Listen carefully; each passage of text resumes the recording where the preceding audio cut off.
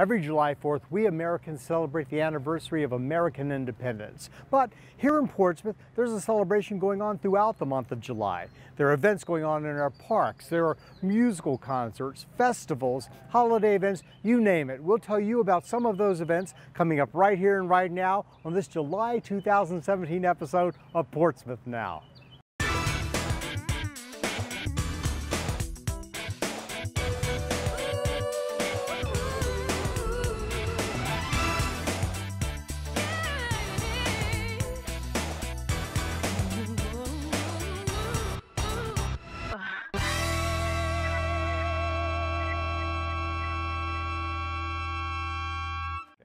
Welcome to this July 2017 episode of Portsmouth Now. I'm your host, Rob Lauer.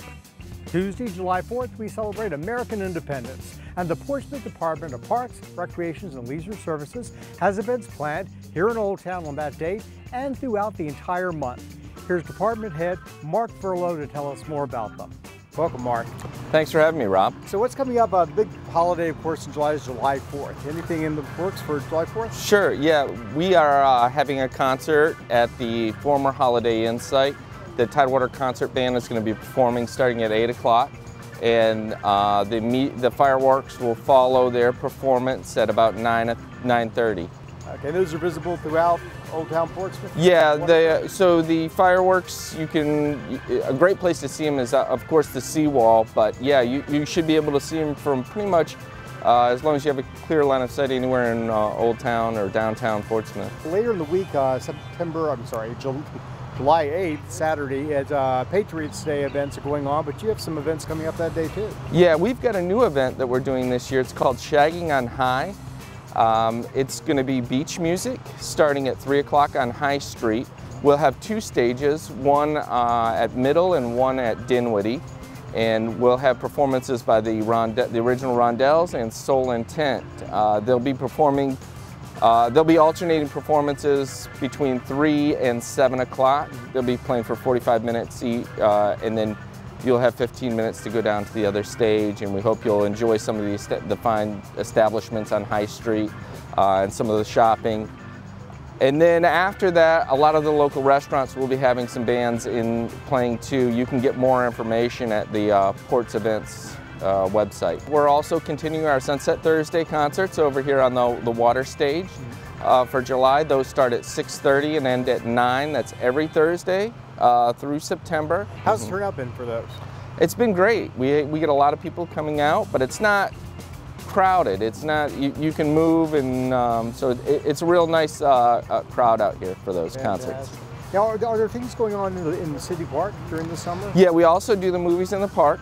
In those for July, we have The Jungle Book, Wildlife, Mona, the Lego Batman movie, and Frozen. Those are Saturdays, and they start at 7 o'clock. How's the new, kick golfing? Oh, that's great. We've had a lot of interest in the foot golf program, and that's basically foot golf. For those of you who don't know, it's played with the same rules of golf. The only difference is you use your leg as the club, and the ball is actually a soccer ball instead of a golf ball. And there's larger holes and flags and everything, and you keep score. It's really a lot of fun. Now, you were telling me before the camera started rolling that you have a couple of art projects in the works. That's right. We're doing a couple of projects with Portsmouth Public Arts and some of the civic leagues. One of the projects we're doing is painting murals on the skateboard ramps at George Washington Park. And we're using high school students to paint these murals. And it's the murals, they're working on them right now, and they look really neat. It's if you get a chance and you're on George Washington Highway, stop by and check out the artwork that the kids have put on the skate ramps. The second project will be starting soon is at Scotts Creek Park, which is on London Boulevard. Right when it's really close to the Midtown Tunnel on London Boulevard. Local artist Sue Landerman will be painting a wetlands scene on the wall there at Scotts Creek Park. So we're excited about that too. Anything else coming up for July? Well, we have registration for our 10K race, our Coast Guard 10K and 5K races. That's on Coast Guard Saturday. It's the first Saturday in August. So if you want to run in the 10K or the 5K, you can sign up now at roadrageevents.com, or you can get the link to the website off of the Parks and Rec website too. All right. Well, thanks for joining us, Park. Sounds like a lot going on this July. July is a great time to get outdoors with family and friends and explore the wonders of nature. And here in Portsmouth, you find those wonders in the most unusual and unexpected places. For instance, Craddock. Craddock is the site of Paradise Creek. Paradise Creek is the city's newest park and the second largest park within Portsmouth. Here's someone to tell us what's in store at Paradise Creek this July and August. Sarah Samosky is an education ranger from Paradise Creek Nature Park. Welcome, Sarah. Thank you. So what do you have going on this month in July? And I'm looking ahead also in August. Right, we have a lot of really fun stuff going on at the park this year, and especially this summer we've got ranger stations, which are really fun, family fun. You can borrow insect nets and binoculars and explore the park on your own. We'll be catching fish off of our kayak launch, and we're also offering guided kayak tours of Paradise Creek and of Paradise Creek Nature Park's unique restored wetland throughout the rest of the summer in July and August. So you can sign up for one of those by visiting our website, paradisecreeknaturepark.org, and the first couple people to sign up earn a spot in one of our clear bottom boats. So it's a really exciting opportunity, and we hope you come check it out. Paradise Creek is one of the newer parks in the city. A lot of people they still don't know where it's located. So where is it located and when are you open? Sure, yeah. Paradise Creek Nature Park is actually Portsmouth's third largest park, and we are located behind the historic neighborhood of Craddock and actually just down the street from the South Norfolk Jordan Bridge. So a lot of folks that want to walk the bridge, you can actually park at Paradise Creek Nature Park and walk down Victory Boulevard. Now those who are familiar with that part of town probably think a nature park in that area, yeah. Because when you're in the park itself and looking around, you see the beauties of the wetlands and the woods and all that, but then you also see the urban landscape in the background. It's a very unique park. Absolutely, yeah. We're sort of the Portsmouth version of Central Park in New York City, I like to think. We're a little urban oasis for all of the wildlife and the people that live in Portsmouth to have a nice little escape and a getaway in nature, but also be able to enjoy the industrial river that we have around us. You have programming going on, but what if someone just wants to come out to the park on their own time and visit? Do they need to, can they come at any time? Sure, yeah. Paradise Creek Nature Park is open to the public every single day. We don't close, apart from at night. We're only open until 8:30 p.m. during the summer months. And we are dog friendly, we're jogger friendly, we are bike friendly, so come on by and visit and explore with your friends and family. During the school year, I know that we're in the summer now, but for maybe teachers or faculty members who are watching this, during the school year, do you also offer programs for schools and things like that? We do, yeah, and we're actually developing curriculum right now for middle and high school students. We've got curriculum developed for pre-K through 5th grade, and we offer school field trips, especially in the spring of 2018 that will be coming up. Okay, so great. So if you're interested in that for your school, look into it right now. If people want information, is there a number to call and a website they can go to? Sure, yeah. You can visit paradisecreeknaturepark.org, or you can call the Elizabeth River Project's main office at 757-399-7487. About the Elizabeth River Project, I know one of the things was to clean up the Elizabeth River. They had a certain date that they had set. How are things progressing with all of that? Sure. Well, we met our goal for the Lafayette River. It is now safe for recreational contact, as long as it hasn't rained in the last few days. And we're working towards cleaning up the rest of the river as well. And a lot of that takes the contributions from the public to help out, to scoop their dog poop and make sure that they're participating in those greener practices that keep the trash and the dirt and the pollution out of the river. If people were interested in getting involved with the work of the Elizabeth River Project, is there a number that they can call as well to find out about that? Yep, that's our main office number, 757-399-7487, or you can also visit the park, and we have a lot of information about how to get involved there as well. All right, well, thanks for coming away from the park and joining us here today to tell us all about it. Yeah, thank you. Stay tuned, we'll be right back.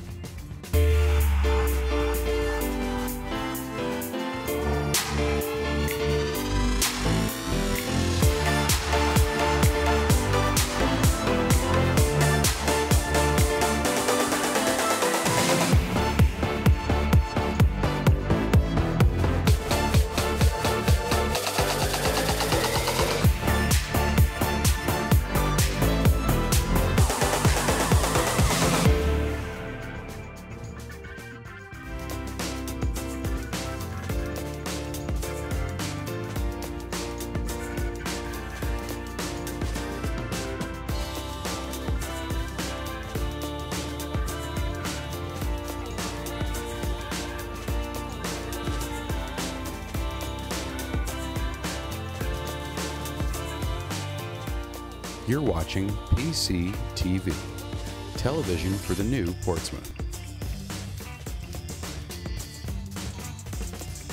Welcome back to this July 2017 episode of Portsmouth Now. This year, July 4th falls on a Tuesday, but here in Portsmouth, the celebration of patriotism continues throughout that week. On Thursday evening, there's a concert here at the Portside Stage. Friday evening is First Fridays over at the Portsmouth Art and Cultural Center. This means that the exhibits on display there are open completely free to the public. And in the courtyard, there's live music, a concert, again free, and free drink and free food. The next day, July 8th, is Patriots Day. This is an annual event sponsored every year by the City of Portsmouth Museums. And here's Emily Kilgore from the Naval Shipyard Museum to tell us what's in store for this year's Patriots Day. So what do we have this year? We are doing Patriots Day as a long-running event that we've done for many years with the museum. It's sponsored by the Friends of the Naval Shipyard Museum. We try to focus a little bit on Portsmouth's independence and kind of the history on how Portsmouth has played a role in what we celebrate on July 4th, beyond hot dogs and cookouts and everything like that. So this year we're focusing on World War I and World War II. We're calling it Commemorating the Great Wars, which is a really flashy title, I think, because we're doing it in conjunction with the Art and Cultural Center that's going to be opening the World War I exhibit down the street from our museum. So it's a free event that we're going to have, and we have a band that's going to be coming out and playing music from the 19-teens all the way to the 1940s, so quite a repertoire they're going to play. We'll have a couple of different living history groups coming out. One's going to be a World War I, World War II recruiting station. We're also going to have somebody that's going to come out and talk about how the Virginia soldier kind of moved up in the ranks from, a National Guard unit all the way up to something maybe across the water. And we're going to be having different museums kind of coming out and talking about their stories that they like to tell about Virginia and World War I in this area. So it's kind of a big deal. But the thing that we're really looking forward to most is we have the Profile of Honor bus coming out, and it's a mobile tour that's hosted by the Virginia World War I and World War II Commission, and they're going to be setting up in the parking lot across the street. And you describe this as sort of a museum on wheels. It is a museum on wheels, yep, and it's going to be talking about Virginia in World War I and World War II, and kind of how, the different parts that not just across the water played, but here on the home front, which is what we like to focus on Patriots Day itself. So they're going to be setting up across the street. It's going to be free and open to the public. But the greatest part is that we're also going to have scanners set up where people can bring their different artifacts, letters, newspaper articles, images of their soldiers, classification passes, anything related to World War I and World War II. They'll be able to bring it in. They'll have it scanned on, high resolution scanners. And then it's going to go up to the Library of Virginia and become a part of the state's collection. That is so cool. Yes, and the coolest part is people have things that they do so much information go everywhere in their attics. Would go nuts over. Exactly. So we're telling people, check your attics, check your drawers. Talk to the people who are part of your family that may have served or knew somebody who'd served, and we're allowing that. The great thing is you can bring it. We're going to have the staff on site to be able to help you scan it, so people who know how to handle the objects, and then we'll be allowed to give it back to you. So you get to keep it safe in your own area, but it's forever going to be digitized and placed in the Library of Virginia.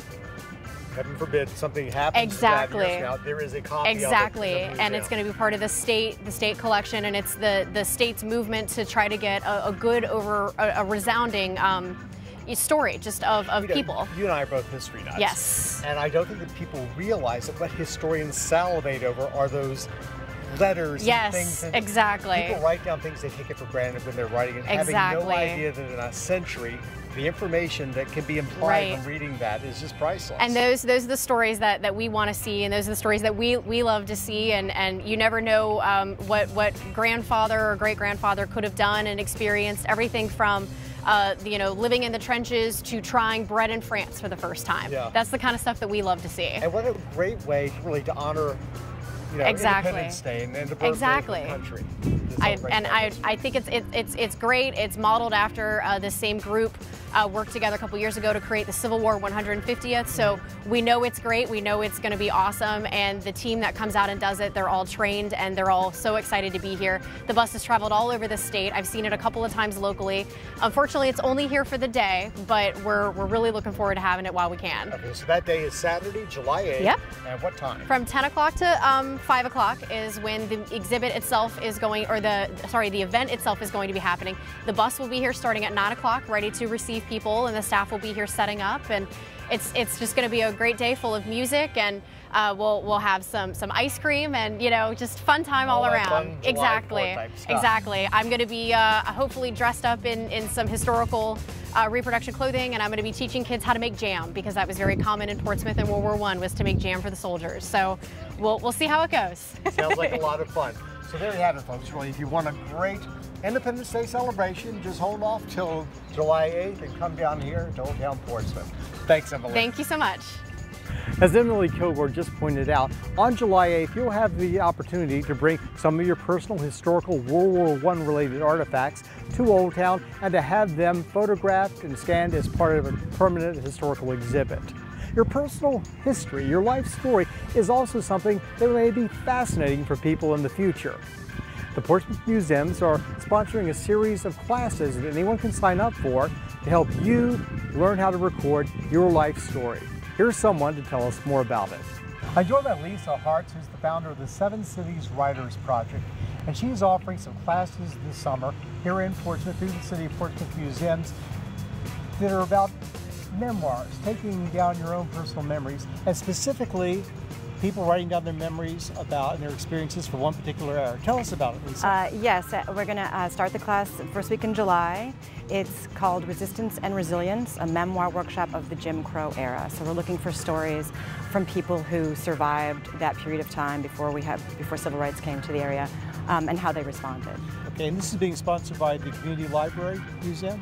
Actually, it's being sponsored by my organization, Seven Cities Writers Project, but Nancy Perry at Portsmouth Museums was gracious enough to allow us to use the space at the Colored Community Library Museum, which is ideal. So you want people who have had experiences from that era to come in, take these classes, and then write down their memories? Yes, and I will give them writing prompts. You do not have to be an experienced author.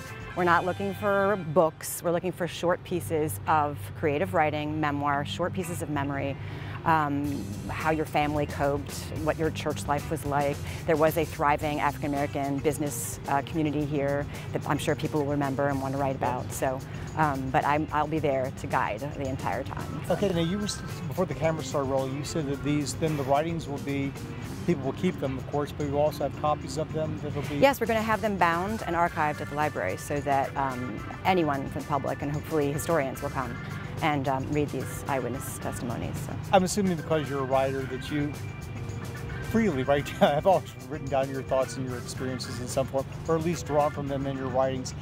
For the average person that doesn't do a lot of writing and doesn't think about their life as having any sort of historical significance, address that. What are your thoughts on that? Most people do not know how interesting their lives are.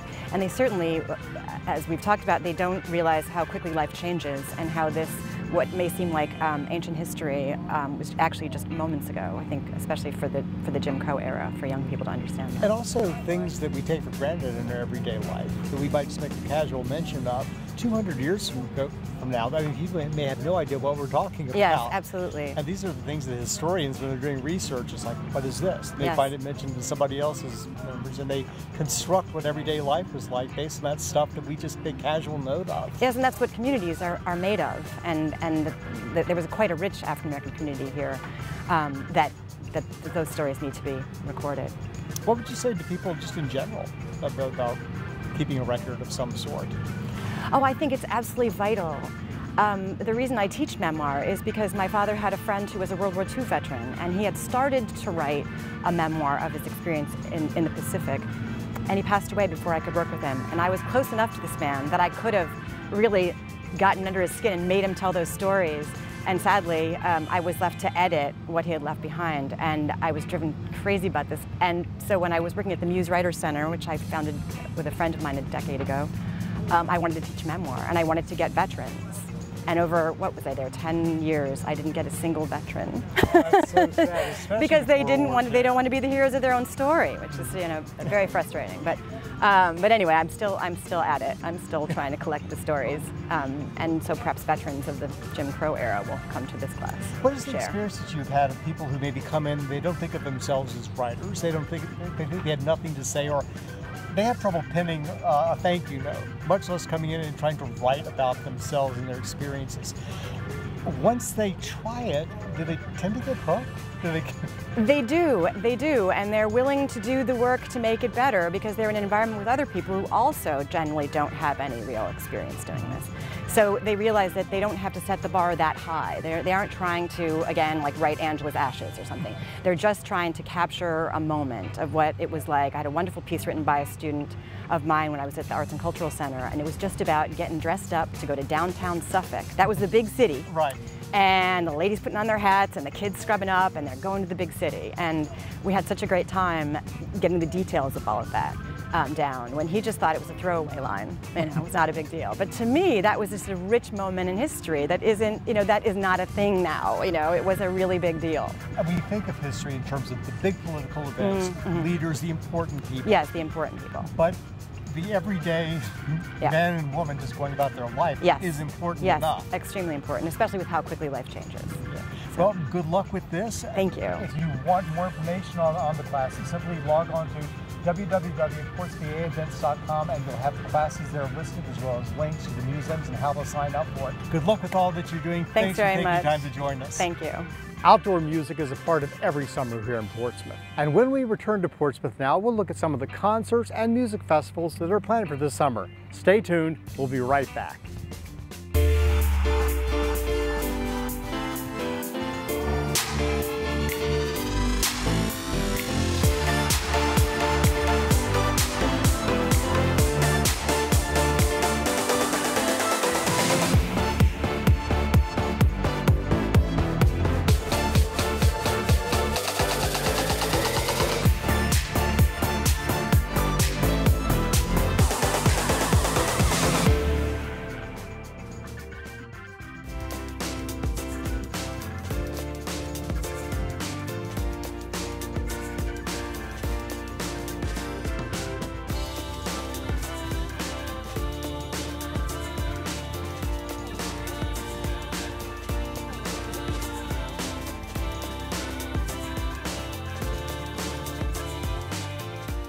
You're watching PCTV, television for the new Portsmouth.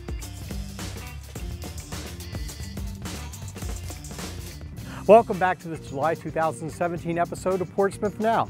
Music is a part of the summer every year here in Portsmouth, and there are concerts going on throughout the summer here at Portside and also at Portsmouth Pavilion. Here's someone to tell us what's in store at the Pavilion this July and August.